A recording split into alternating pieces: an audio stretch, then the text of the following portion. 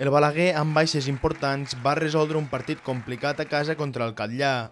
A la primera part, tant tarragonins com lleidatans van mostrar molt respecte pel rival. Bona mostra d'això va ser l'absència d'ocasions durant els primers 30 minuts de partit, on el joc es centrava al mig del camp i els dos equips no acabaven d'aixafar la zona de perill.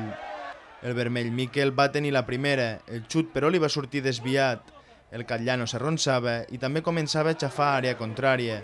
Carlos Enarejos ho va intentar pels grocs, però la defensa balaguerina es mostrava molt sòlida. L'atac del Balaguer cada cop agafava més protagonisme i, tot i la baixa important d'Adrià Fernández, eren els vermells qui tenien les ocasions més clares.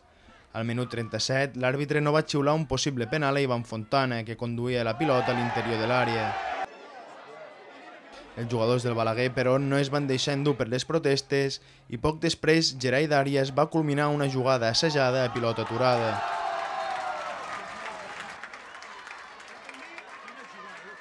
Amb l'1-0 s'arribaria al final del primer temps.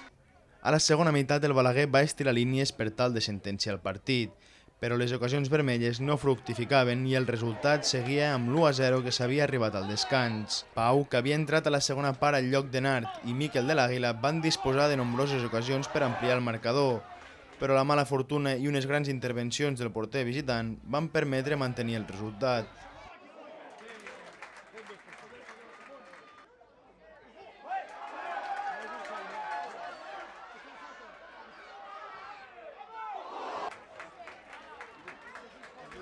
El Catllà també va disposar de les seves oportunitats per empatar el partit, però una defensa solvent i el porter Alfred ho van evitar.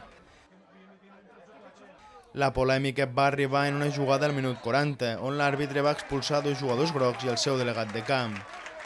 Tot i jugar amb 9, el Catllà va disposar d'una última ocasió que va fer tremolar el municipal. Carlos Enarejos executa una falta magistralment que s'estavella a la creueta de la porteria.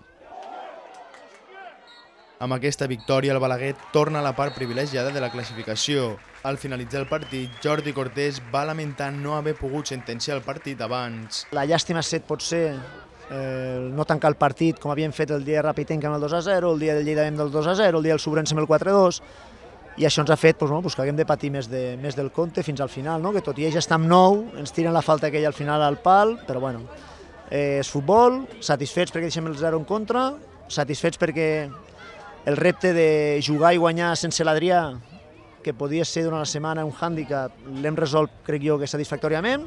Satisfets perquè hem aconseguit marcar pilota parada, que també sempre, com a entrenador, és interessant. Per la seva banda, Sebastià Herrera es va mostrar molt molest amb l'arbitratge i va afirmar que l'equip tarragoní havia estat molt superior. Bueno, jo penso que tothom l'ha vist, no?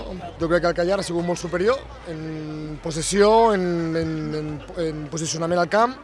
Ells han tingut una ocasió de pilota parada i és el que ens està passant factura, no? S'està marcant a pilota parada. De totes formes, guanyar aquí, amb l'ajuda que tenen sempre, és difícil.